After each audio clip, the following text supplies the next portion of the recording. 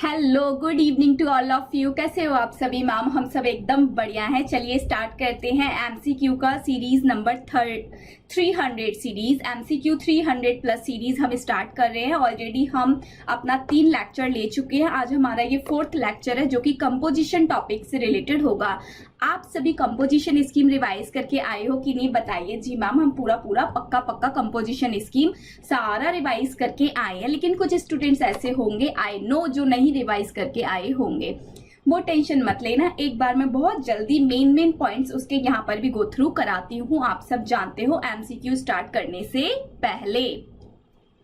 तो एमसीक्यू हम स्टार्ट करेंगे। आज का हमारा टॉपिक रहेगा कंपोजिशन स्कीम। आई होप आप सभी स्टूडेंट्स एडुविन ऐप डाउनलोड कर चुके होंगे, बिकॉज अब सारी क्लासेस आपको एडुविन पर ही मिलेंगी।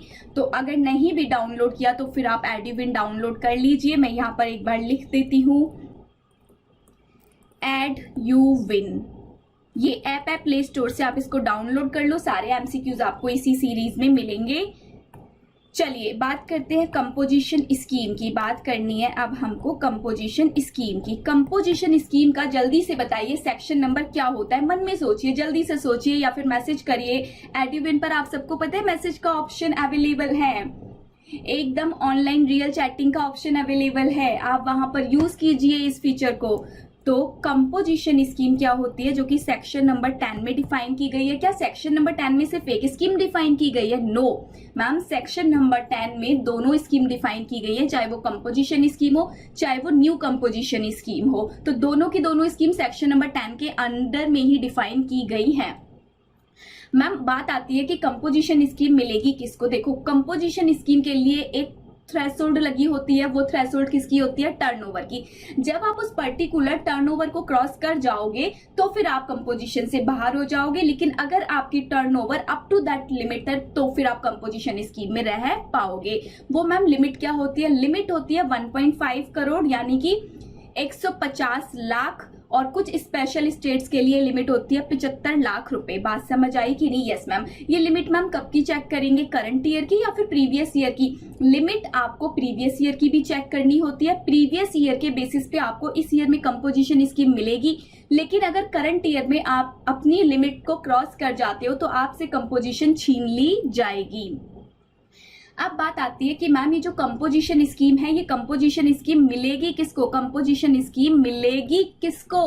अभी देखो, मैं न्यू कंसेशनल स्कीम की बात नहीं कर रही, एक एक पार्ट करके कर रहे हैं। पहले कंपोजिशन देन न्यू कंपोजिशन। तो कंपोजिशन स्कीम का थ्रेशोल्ड क्राइटेरिया आपको समझ आ गया कि टर्नओवर का थ्रेशोल्ड इतना होना चाहिए और इतना होना चाहिए, प्रीवियस ईयर में होना चाहिए और करंट ईयर में भी इससे ज्यादा नहीं हो जाना चाहिए। जब आपको कंपोजिशन स्कीम मिल जाएगी तो आप क्या इसको सभी तरह के बिजनेस के लिए ले सकते हो? नो, आप ले सकते हो इसको गुड्स के लिए और ले सकते हो सर्विस में, only for restaurant service only. लेकिन मैम हम अपना बिजनेस कर रहे हैं, उसमें हम बहुत सारे गुड्स बेचते हैं पर हम थोड़ी मोड़ी सर्विसेज भी देते हैं। तो क्या हमको ये स्कीम नहीं मिलेगी? जी बिल्कुल मिलेगी। वहां पर एक लिमिट लगी हुई है कि अगर मेन धंधा आपका गुड्स का है लेकिन आप थोड़ी थोड़ी सर्विसेज बेचते हो, जैसे कि एक लिमिट लगा रखी है कि 10% of previous year turnover and 5 lakh rupees whichever is higher. Maximum अगर आपकी इतनी सर्विसेज हैं तो चलेगा, इससे ज्यादा सर्विसेज हैं तो फिर आपको composition scheme along with goods नहीं मिलेगी। अब बात आती है कि मैम अगर हम कंपोजिशन स्कीम में रहेंगे तो हमको टैक्स का कितना परसेंट का रेट लगेगा? तो टैक्स के रेट होते हैं 1% इन ऑल कैटेगरी, चाहे आप गुड्स के डीलर हो चाहे आप गुड्स प्लस सर्विस के डीलर हो। लेकिन अगर आप रेस्टोरेंट की सर्विस दे रहे हो तो फिर ये रेट हो जाता है हमारा 5%।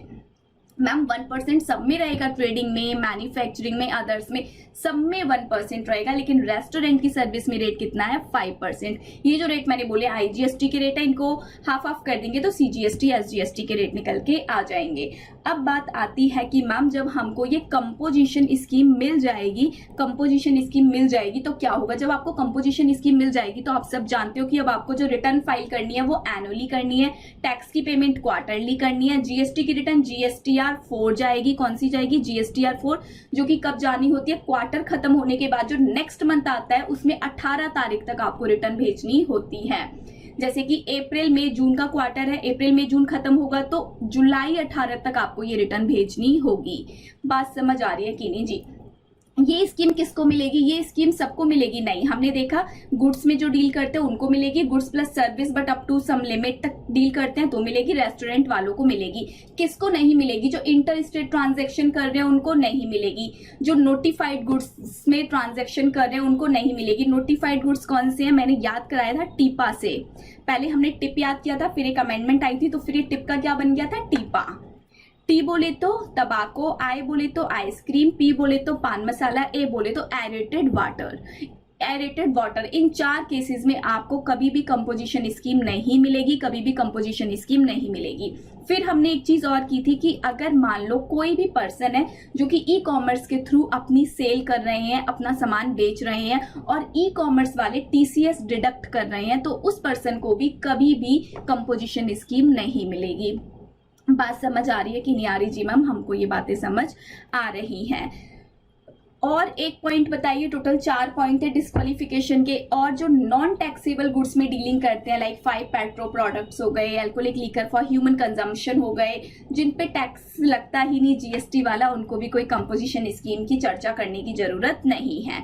तो बात समझ आई कंपोजिशन स्कीम किसके लिए। यस, अब बात करते हैं new concessional scheme. New concessional scheme जिस पर जीएसटी का रेट लगता है 6%, 33 CGST, SGST, IGST 6%। New composition किसको मिलती है, ये सर्विस के लिए आई है, मेनली जो सर्विस कर दे रहे हैं, जिनकी टर्नओवर प्रीवियस ईयर में 50 लाख है और करंट ईयर में भी अप टू 50 लाख है, तो उनको मिलेगी, अदरवाइज उनको नहीं मिलेगी। लेकिन मैम वो सर्विस के साथ साथ गुड्स दे रहे हैं, तो हाँ सर्विस के साथ साथ गुड्स दे रहे हैं, दोनों का मिला के 50 लाख है, मिल जाएगी, अदरवाइज नहीं मिलेगी। बाकी सारे कंप्लाइंस सेम है, रिटर्न कब जाएगी, कैसे जाएगी और कितनी डेट को जाएगी, ये सारे कंप्लाइंसेस दोनों में एज इट इज सेम है। चलिए अब स्टार्ट करते हैं MCQ number 23। ABC Limited, a manufacturer, has got itself registered in Delhi 1st February 2001 in composition scheme। ये बोल रहे हैं कि ये जो ABC Limited है, इन्होंने खुद को कंपोजिशन स्कीम में रजिस्टर्ड करा रखा है। कब कराया था, 2021 में कराया हुआ था, 2021 में कराया था, कोई फर्क नहीं पड़ता। ये ABC limited make a supply to XYZ limited are registered entity in Delhi. ये बोल रहे हैं कि ABC लिमिटेड XYZ को सामान बेचती है और ABC लिमिटेड खुद अंडर कंपोजिशन स्कीम फॉल करती है। तो it is confused in respect to what is GST rate applicable on it under CGST act. वो बोल रहे हैं कि बताइए अब कौन से वाला जीएसटी का रेट एप्लीकेबल होगा। तो अभी अभी मैंने रिवीजन में बताया था कि कंपोजिशन स्कीम के अंडर में सिर्फ और सिर्फ 2 ही रेट जीएसटी के होते हैं, 1 और 5। Trader, manufacture, goods, service plus goods, किसी में भी डील कर रहे हो 1% लगेगा। रेस्टोरेंट की सर्विस ऐसे हो कितना लगेगा, 5। अब कुछ बच्चे बस इतना ही याद रखेंगे और यहाँ पर जाके बी को टिक कर देंगे, जो कि उनका आंसर हो जाएगा गलत। मैम क्यों, आप ही तो कह रहे हो सबके लिए 1% रेट है, तो हम कहाँ गलत हैं अगर 1% को टिक कर रहे हैं। तो आपने क्वेश्चन पूरा नहीं पढ़ा, इसलिए आप गलत हो। क्वेश्चन फिर से पढ़ो, देखो यहाँ क्या लिखा है, GST rate applicable on it under CGST act.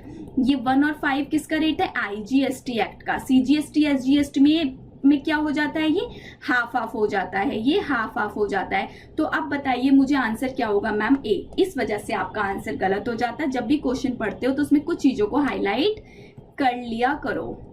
Question number MCQ number 24 पर आइए। MCQ number 24, to be eligible for registration under composition scheme, it is required that the aggregate turnover of a registered taxpayer should not exceed filling the blanks in the preceding financial year. The limit is for different for some special category state। ये देखो अभी अभी मैंने आपको बताया था कि अगर आप कंपोजिशन स्कीम में आना चाहते हो तो आप प्रीवियस ईयर की थ्रेशोल्ड के बेसिस पर आते हो, और करंट ईयर में आप कंपोजिशन में रहोगे या नहीं रहोगे उस चीज के लिए भी थ्रेशोल्ड लगा रखी है। पर कोइंसिडेंटली दोनों थ्रेशोल्ड आपकी सेम है, यानी कि प्रीवियस ईयर में जो थ्रेशोल्ड है वो भी आपकी 1.5 करोड़ रुपए और 75 लाख है, और करंट ईयर में भी आपकी थ्रेशोल्ड बिल्कुल सेम है। लेकिन ये 2 थ्रेशोल्ड क्यों है आप सब जानते हो। कुछ स्पेशल कैटेगरी के स्टेट्स होते हैं, उनके लिए लिमिट 75 लाख है और बाकी सभी के लिए कितनी होती है, 1.50 करोड़। स्पेशल कैटेगरी स्टेट में से जम्मू एंड कश्मीर, असम एंड हिमाचल प्रदेश को ये बाहर निकाल देते हैं for the particular of this section. तो यहाँ पर क्या होता है, जम्मू कश्मीर, असम एंड हिमाचल प्रदेश के लिए जो लिमिट हो जाती है वो 1.5 करोड़ हो जाती है। रेस्ट ऑफ स्पेशल स्टेट्स के लिए लिमिट 75 लाख रह जाती है। तो अभी आपसे पूछ रहे हैं कि कोई पर्सन है जो कि कंपोजिशन स्कीम में रजिस्ट्रेशन चाहते हैं, तो बताइए कि एग्रीगेट टर्नओवर कितनी होनी चाहिए। तो प्रीसीडिंग फाइनेंशियल ईयर में 1.5 करोड़ होनी चाहिए, और स्पेशल कैटेगरी के state other than Jammu Kashmir, Assam and Himachal Pradesh 75 lakh होनी चाहिए। क्योंकि ये जो 3 स्पेशल को बाहर निकाला गया है, इनके लिए भी थ्रेशोल्ड कितनी है, 1.5 CR। तो आंसर क्या होगा, जल्दी बताओ मैम। यहाँ पर आंसर हो जाएगा, हमारा आंसर हो जाएगा यहाँ पर ए। मैं इसको खोल देती हूँ, आंसर है हमारा ए। MCQ नंबर 25, जल्दी से इसको देखिए। Mister Fardeen Khan, it's is the owner of proprietorship firm located in state of Jammu and Kashmir. देख रहे हो कितना इंपॉर्टेंट बन रहा है जम्मू एंड कश्मीर। क्यों मैम, आप सब जानते हो Jammu and Kashmir special category के स्टेट में आ जाता है, और स्पेशल कैटेगरी के स्टेट के लिए जो थ्रेशोल्ड होती है वो कितनी होती है, 75। लेकिन for the particular section number 10 के लिए इन्होंने स्पेशल कैटेगरी स्टेट में से जम्मू एंड कश्मीर को बाहर हटा दिया, और उसके लिए थ्रेशोल्ड कितनी कर दी, 1.5 करोड़ रुपए। Mr. Fardeen Khan is the owner of proprietorship firm located in the state of Jammu and Kashmir, which is engaged in trading of ice cream. अब देखो कुछ बच्चे तो यहाँ पर एक वर्ड देखेंगे कि आइसक्रीम के बिजनेस में एंगेज्ड है। ओ माय गॉड, टीपा आई बोले तो आइसक्रीम, इसका मतलब इनको तो कंपोजिशन मिलनी ही नहीं चाहिए। लेकिन वहां मैंने क्लियर कट पढ़ाया था कि मैन्युफैक्चरिंग ऑफ आइसक्रीम अगर आप कर रहे हो तो आपको कंपोजिशन नहीं मिलेगी। लेकिन यहाँ पर ये क्या कर रहे हैं, ट्रेडिंग कर रहे हैं आइसक्रीम की, तो इनको कंपोजिशन मिल जाएगी। कुछ बच्चे तो क्या होते ना, ये देखते अच्छा आइसक्रीम, यहाँ पर नन ऑफ द अब आंसर ही नहीं है, इसका मतलब वो लिख देते ICMI ISI। आपने हमको क्वेश्चन ही गलत दिया है। वो अपनी गलती नहीं देखेंगे, वो ये देखेंगे इंस्टीट्यूट से क्वेश्चन तो नहीं गलत हो गया। लेकिन ध्यान रखना यहाँ पर ट्रेडिंग है, मैन्युफैक्चरिंग नहीं है। चलो, ट्रेडिंग ऑफ आइसक्रीम हो रही है। जब भी आइसक्रीम की ट्रेडिंग होती है तो कंपोजिशन स्कीम मिल जाती है। And supplies them same locality with in same state, ये इंट्रा स्टेट सप्लाई कर रहे हैं तो इनको कंपोजिशन मिल जाएगी, कोई दिक्कत वाली बात नहीं है। अच्छा, अगर ये इंटर कर रहे होते तो फिर नहीं मिलती। आगे पढ़ो। For the period of April 20 to March 21, यानी कि 2021 में, ईयर 2021 में बोला गया है कि टर्नओवर इतनी है, यानी कि ये टर्नओवर 1.5 करोड़ से तो कम है। इसका मतलब इनको 21-22 में बताइए कंपोजिशन मिलेगी कि नहीं। जी मैम, बिल्कुल मिल जाएगी, बशर्ते कि ये 21-22 में भी 1.5 करोड़ तक की अपनी टर्नओवर को मेंटेन रखेंगे तो। लेकिन जिस दिन 1.5 करोड़ से ऊपर हो जाएगी 21-22 ईयर में, उसी दिन इनको क्या कर दिया जाएगा, कंपोजिशन से उठा के बाहर निकाल दिया जाएगा। अब देखो 21-22 यानी कि ये प्रीवियस ईयर हो गया, प्रीवियस ईयर की टर्नओवर विद इन लिमिट है। For the period April 21 to June 21 इतना, और जून टू मार्च इतना। इस पूरे को एग्रीगेट करो। इस पूरे को जब आप एग्रीगेट कर लोगे तो आपकी 21-22 की मतलब कि करंट ईयर की टर्नओवर भी आपके पास निकल के आ जाएगी, जो कि कितनी आएगी, 1 करोड़। इसका मतलब दोनों ही विद इन लिमिट है, इनको कंपोजिशन स्कीम मिल जाएगी, इनको कंपोजिशन स्कीम मिल जाएगी। आंसर क्या होगा, आंसर हो जाएगा ma'am C. MCQ number 26, a person who has opted for composition levy is required to file quarterly return। yes, अभी तो बताया था इनको क्वार्टरली रिटर्न फाइल करनी होती है। और इनकी रिटर्न कब फाइल की जाती है, क्वार्टर खत्म होने के बाद जो भी मंथ आएगा उसमें 18 तारीख तक। तो यहाँ पर देख लो 18th of the succeeding quarter. Answer is a. Next question, question number 27। ABC private limited has started his business in Delhi and has got himself registered in composition scheme. कोई दिक्कत वाली बात नहीं, इन्होंने बिजनेस स्टार्ट किया और इन्होंने खुद को कंपोजिशन स्कीम में रजिस्टर्ड कर लिया। He has purchased capital goods worth rupees 1,28,000, tax amount rupees 28,000।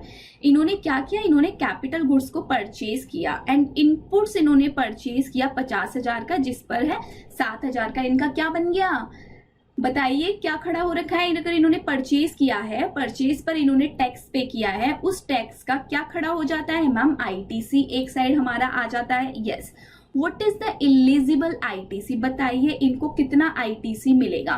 Ma'am हम बताएंगे, चलो आप बताओ। मैम देखो, इन्होंने कैपिटल गुड्स खरीदे थे तो इन्होंने परचेज करने पर 28,000 का टैक्स दिया था। फिर मैम इन्होंने 50,000 का इनपुट्स खरीदा था, इन्होंने 7,000 का और टैक्स दिया था। मैम आप एक काम कीजिए, 28,000 और 7,000 को जोड़िए, 28 में 7 जोड़ो, बताओ कितना आएगा। 28 और 2 30 और 5 35,000। मैम देखिए आंसर नंबर सी होगा, बिल्कुल सही बोल रहे हैं, हम इसको टिक कर दीजिए। अब सुनो मेरी बात, सी करोगे ना टिक तो 1 नंबर भी नहीं मिलेगा।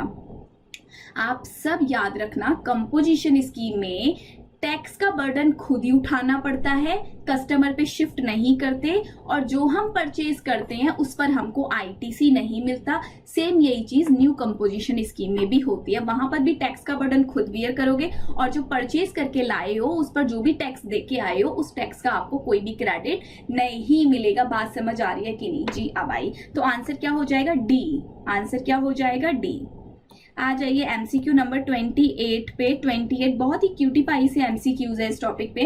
Can the person operating in regular scheme shift to composition scheme in middle of the financial year?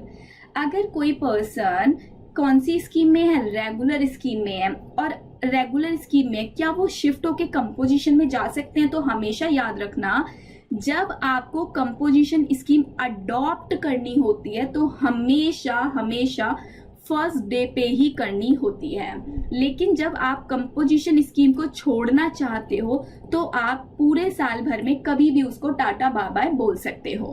तो यहाँ पर किस चीज की बात हो रही है? कंपोजिशन स्कीम को अडॉप्ट करने की। क्या आप middle of the financial year में कभी भी उसको अडॉप्ट कर सकते हो? नो, हम उसको first day of the year he adopt कर सकते हैं। तो आंसर क्या हो जाएगा? बी। अब आ जाइए MCQ number 29। In which of the following condition the person cannot pay tax under composition scheme? इनमें से कौन सी वाली कंडीशन ऐसी है, कौन सी स्टेटमेंट ऐसी है, इनमें से कौन सी स्टेटमेंट ऐसी है जो कि कंपोजिशन में फॉल नहीं करती? इनमें से कौन सी कंडीशन ऐसी है जिनको कंपोजिशन में जाने का, कंपोजिशन में टैक्स भरने का कोई भी राइट नहीं है? चलिए बताइए। ए point, he has not engaged in the manufacturing of goods as notified in this subsection 2 of the section 10 during preceding year। ये बोल रहे हैं कि यहाँ पर मिस्टर है कोई, मिस्टर एक्स मान लो, मिस्टर एक्स नोटिफाइड गुड्स में नहीं काम कर रहे। जब वो नोटिफाइड गुड्स में काम नहीं कर रहे, इसका मतलब इनको तो कंपोजिशन मिल जाएगा। नोटिफाइड गुड्स कौन सा होता है? टीपा, यानी कि इनको तो कंपोजिशन मिल जाएगा। लेकिन हमसे क्वेश्चन में क्या पूछा है? इनमें से नीचे दिए गए पॉइंट में से किसको कंपोजिशन नहीं मिलेगा? पॉइंट ए वाले को कंपोजिशन पक्का मिलेगा। B, he shall mention the word composition taxable person not eligible to collect tax on supplies at the top of the bill. अब जो अपने बिल के ऊपर सीधे यहाँ पर लिख देते हैं कि वो कंपोजिशन स्कीम में फॉल कर रहे हैं, वो बिल ऑफ सप्लाई बना रहे हैं, तो वो ऑलरेडी कंपोजिट डीलर है, तो वो तो कंपोजिट डीलर के अंडर में टैक्स भर ही सकते हैं। यानी कि ये भी कंपोजिट डीलर है और ये भी कंपोजिट डीलर के अंडर में टैक्स भर सकते हैं। Point number C, he is a casual taxable person. Oh my god ma'am, सच्ची बता रहे हैं, ये तो हमें याद ही नहीं आ रहा है इसको कंपोजिशन मिलनी चाहिए कि नहीं। सच्ची बता रहे हैं मैम, हमें ये बात तो हमने पढ़ी है, हमने इनको पढ़ा था, हमें लिंक हो गया, लेकिन हमें याद ही नहीं आ रहा कैजुअल टैक्सेबल पर्सन को कंपोजिशन मिलती भी है कि नहीं मिलती, उस पे क्या होता है हमें नहीं याद आ रहा है। देखो जब भी ऐसा कोई इश्यू आ जाए ना, आप कहीं पे फंस जाओ तो आप